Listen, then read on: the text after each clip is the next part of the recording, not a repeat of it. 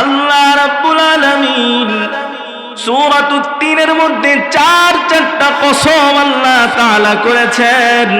চারটা কসম করে আল্লাহ তাআলা বলেন, ওয়াত-তিনি ওয়াজ-যাইতুনি ওয়া তুরি সিনিনা ওয়া হাযাল বালাদিল আমিন লাকাদ খালাকনাল ইনসানা ফি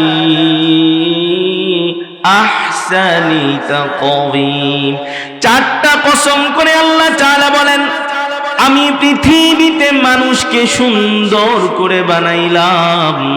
আমি পৃথিবীতে মানুষকে সুন্দর করে আমি আল্লাহ মানুষ বানাইছি। এত সুন্দর করে পৃথিবীতে আর কোনো সম্পদ, আর কোনো কিছু আমি আল্লাহ তাআলা বানাই নাই। 7 আসমান 7 জমিন আল্লাহ তাআলা বানাইছেন। কোন আসমান আল্লাহ বানাইছেন রূপা দিয়া, কোন আসমান আল্লাহ বানাইছেন স্বর্ণ দিয়ে, কোন আসমান আল্লাহ বানাইছেন নূর দিয়া। এত দামি দামি সম্পদ দিয়ে আসমান বানানোর পরেও আল্লাহ বলে নাই আমি আসমান সুন্দর করে বানাইলাম, সুন্দর করে বানাইলাম। কিন্তু মানুষকে আল্লাহ তাআলা 10 মাস 10 দিন গর্ভে ধারণ করে আল্লাহ তাআলা বানাইলেন। আল্লাহ মানুষ বানানোর পর 4টা কসম করে বললেন, লাকাদ খালাকনাল ইনসানা ফি আহসানি তাকওয়িম।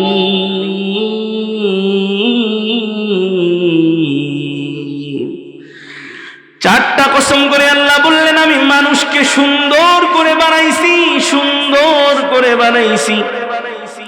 সূরাতুল আসরের মধ্যে আল্লাহ তাআলা ওয়াল আসর, সময়ের কসম করেছেন।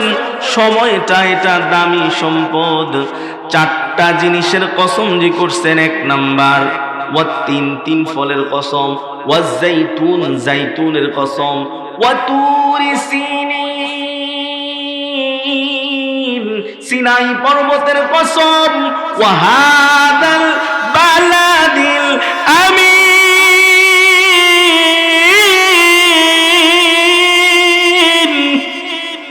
4 নাম্বার পবিত্র মক্কা নগরীর কসম আল্লাহ তাআলা করেছেন। 4টা পবিত্র জিনিসের কসম আল্লাহ করলেন। সূরাতুল আসরের মধ্যে আল্লাহ তাআলা কসম করলেন সময়ের কসম। সময়টা দামি না কম দামি? জোরে বলেন, দামি না কম দামি? সময় যদি কারো কাছ থেকে ফুরায়া যায়, সময় যদি চলে যায়, ওই সময় আর খুঁজে পাওয়া যায় না।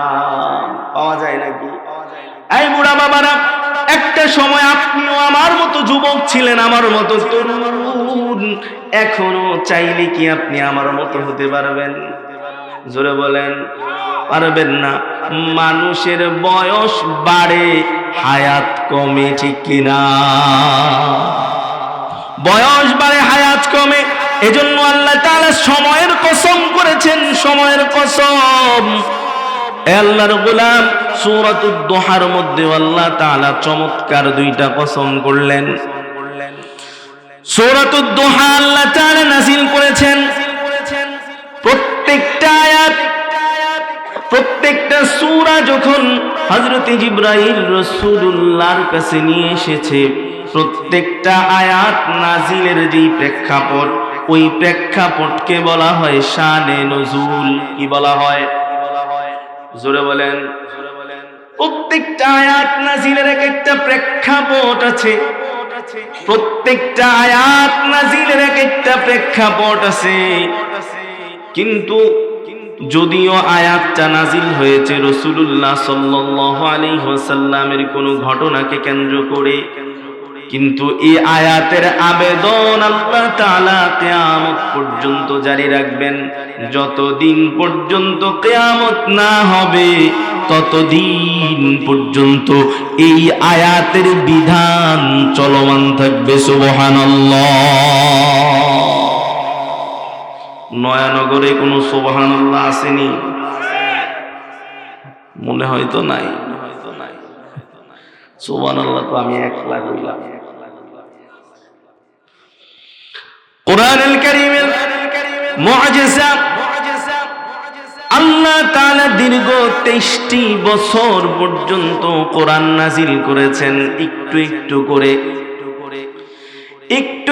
করে 23 বছর সময় নিয়ে আল্লাহ কোরআন নাজিল করলেন। এই বুড়া বাবারা, আমি আপনাদের কাছে প্রশ্ন রাখতে চাই, আপনার জেনারেশনের আগের জেনারেশন যারা ছিল, আপনাদের পূর্ববর্তী মানুষ যারা ছিল, তাদের জন্য কি আলাদা কোরআন আসছে নাকি? কথাটা বুঝে নাই সবাই। আপনাদের আগে যারা ছিল তাদের জন্য কি আলহামদুলিল্লাহ সূরা অন্যরকম ছিল নাকি একই রকম? আপনাদের সময় এখন যেমন চলতেছে, আপনাদের পরবর্তী যারা আসবে তারাও একই কোরআন পড়বে। কথা কোন ঠিক কিনা?